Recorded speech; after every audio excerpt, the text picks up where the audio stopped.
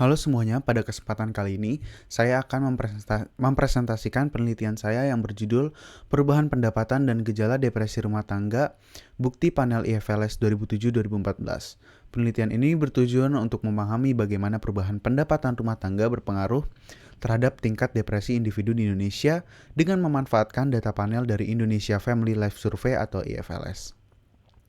Kesehatan mental menjadi isu yang semakin penting di Indonesia. Berdasarkan data IFLS, penurunan 1% pengeluaran per kapita ternyata berhubungan dengan kenaikan sekitar 0,05% skor depresi.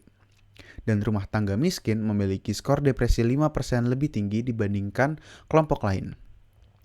Penelitian dari Kristiani dan koleganya pada 2015 juga menemukan bahwa prevalensi depresi di kota besar mencapai 15% dan lebih tinggi di kelompok ekonomi bawah.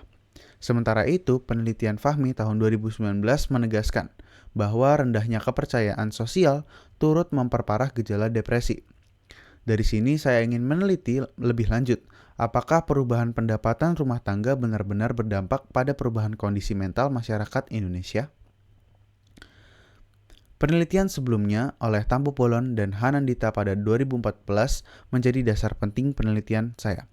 Mereka meneliti hubungan antara kemiskinan dan depresi menggunakan data IFLS 4, yaitu tahun 2007, dengan metode 3-level Poisson Regression Model. Menggunakan data IFLS 4,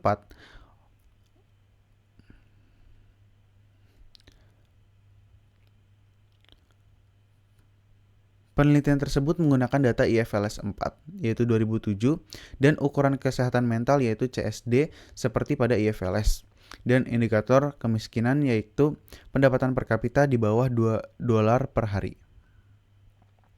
Hasil dari penelitian itu menunjukkan bahwa setiap penurunan 1% pengeluaran per kapita meningkatkan skor depresi sekitar 0,05%. Namun, studi tersebut hanya menggunakan data tahun 2007. Sehingga tidak mampu menangkap perubahan atau dinamika depresi dari waktu ke waktu. Harapannya, penelitian kali ini mampu menangkap perubahan pendapatan dan gejala depresi dengan menggunakan data IFLS 4 dan juga yang kelima. Dengan demikian, kita tidak melihat tingkat kemiskinan, namun perubahan pendapatan. Metode yang saya gunakan adalah fixed effect agar mampu mengontrol faktor-faktor tetap yang tidak berubah sepanjang waktu, sehingga estimasi hubungan antara pendapatan dan depresi dapat lebih akurat.